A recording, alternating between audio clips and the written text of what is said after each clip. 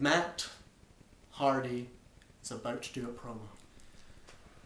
This was something that I just couldn't understand it because it was just so nonsensical. Surely Edge gets promo time here, but no, it's Matt, and he comes out with this thing. I was behind all the things at Survivor Series. I tried to run you and your girlfriend over, sure. Then he brings up a real life incident. Yeah, he brought up when Jeff Hardy's house burned down and his dog was killed. Now, that's harsh enough, but you think fair enough, and he starts to allude that maybe he did it, and you think, well, this is going to be an interesting development. This would be the right provocation to get Jeff Hardy to fight him at WrestleMania. That makes sense. But no, Matt Hardy then says, oh no, I didn't do it, but I walked up to the pile of rubble that was your house and pulled out this dog collar, which was your dog's, and I'd be keeping it until the right moment to show you it as a token of my brotherly love. Yeah, I'm that evil, right? Like, what? I didn't burn your house down. I stole the dog collar. So Jeff Hardy comes down, no music, no movement, and he has none of that, and he just comes down and says, oh my god, you don't like me. That's the whole point. No shit, Sherlock. It's been 4 weeks. He's been telling you constantly. He hit you with a chair. He tells you. you every week, I hate you, Jeff. So it just seemed... It achieved nothing. It was nonsensical. It didn't elucidate anything. And they had this little bitch fight after. Yeah, and then Matt says he's sorry, and then he smiles like at the end of...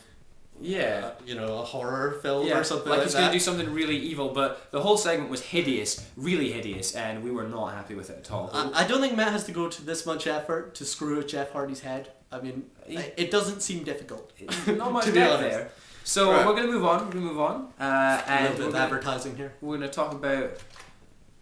Plug. Yeah. So we're going to talk about... the Divas match! Right. Let's not talk about this, right? The most entertaining thing that happened was Maria tried to climb onto the ropes and failed. That was about it. Basically, I'd sum up, Maria was awful as ever. Michelle McCool didn't get to do anything to show off how good she was. Terrible roll-up by Melina on Maurice at the end. Referee just stared at her ass for about 3 seconds before making the 3 Just count. forgot to count. Why do all Divas matches end without a finisher these days? I don't know what that's about. It was very sloppy, but that's to be expected these days. The women's division needs to pick itself up.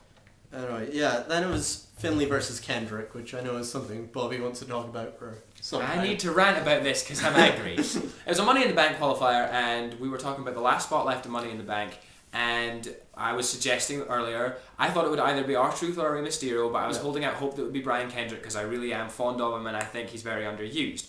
No. But I said at the time, I thought I'd probably forgotten someone really hideous that was going to get the spot that I just couldn't think of. Did you see Finlay swagger at No Way Out? That was hideous. That was hideous. So basically what happened in this match was Kendrick was brought on television for the first time in weeks, got treated like a bitch for the whole match, but still landed the only 2 decent moves in the whole hiding thing. behind Ezekiel Jackson. Yeah. Anyway, Finlay wins with the Celtic Cross. They show the highlights package. It's all Kendrick. A beautiful suicide dive, a fantastic kick. It's all Kendrick. He clearly, that guy could do so much with a ladder. I know. Finlay can't climb a ladder. He's too old. Finlay is 50. When they're doing the whole, trying to get up the ladder, going incredibly slowly, Finlay will be doing that for real. I never thought I'd say this, but Mark Henry has more scope to be entertaining in Money in the Bank. In fact, I never thought I'd say Mark Henry has more scope to be entertaining, but that's the way it is, and I'm very, very, very disappointed, but I'm hoping that Shelton Benjamin, MVP, CM Punk will save Money in the Bank. Dominate the show. I'm hoping. And Kofi Kingston. Oh yeah, Kofi Kingston. And Christian, who we actually want to win the match. How did I forget Christian? Clarify. I forgot Christian because they're not promoting him right, but we'll talk about that some other time. ECW review probably. Yeah. Main event, and we use the term incredibly loosely, is a Kozlov Undertaker. Did this match happen on Smackdown before? Oh yeah, a couple of weeks ago, right? And JR, when Kozlov comes out, they're really flogging a dead horse here. He goes, and Kozlov is undefeated. And there's about a 10-second pause, and then goes, on SmackDown. I'm like, no, he's been beaten in the Elimination Chamber. He's been beaten by Shawn Michaels. He's also undefeated at SummerSlam, right? It's not a big deal. So basically, it came out as one might expect. It was hideous, really hideous. Basically, it was all to redeem what happened to The Undertaker last time, having to take the pin. Undertaker doesn't like taking pins. And he wasn't going to do it again. We knew what's going to happen. Highlight of the match, Undertaker hit quite a nice tombstone on Kozlov. That was about it. No promo at the end, no expansion on anything. It was just weak. Smackdown really weak. Is Raw's bitch.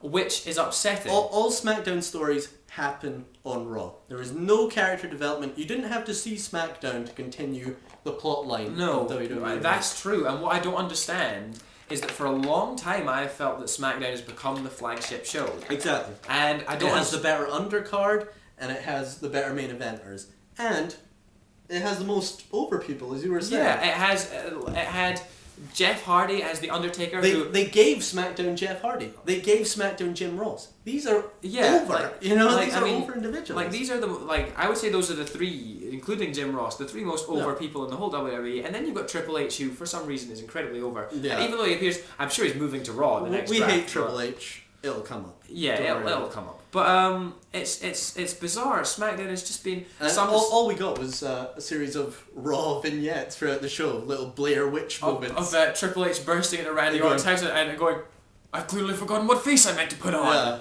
Absolutely ridiculous, and we don't understand. Somebody who is writing SmackDown. He looked like he'd gone to several houses before and just finally found Randy Orton's house. Oh, thank fuck for that. So, what we'd like to say at the end is... I miss SmackDown's Did You Know fact. Yeah. Where was that? I don't think we had... More men fantasized about Maria than any woman on NBC. I know. Or CBS. Or LVQ. I missed that. I saw the WrestleMania moment. They hyped the Brock Lesnar Goldberg match. Yeah, that was a classic. No mistake. I'd love to watch that match again. Yeah. Almost as much as I'd like to watch this SmackDown again. Yeah, basically, I put it this way. Good ending. I like the way you linked that. Yeah. That was surprising. If you thanks. If you haven't seen this week's SmackDown, I wouldn't bother watching it. Watch the tag match. You don't really need to see anything that happened. You certainly don't need to see anything to follow up on Raw, and most of the wrestling was very, very sloppy. We don't have any catchy lines to finish. We don't have any. So keep wrestling. For this week, we're just gonna reach around the camera and turn it off. So yeah. So we'll be doing this again, and we hope you liked it. Leave your comments below. Yeah, let us know what you think. Let us know if you agree with us. Bye. Catch you later.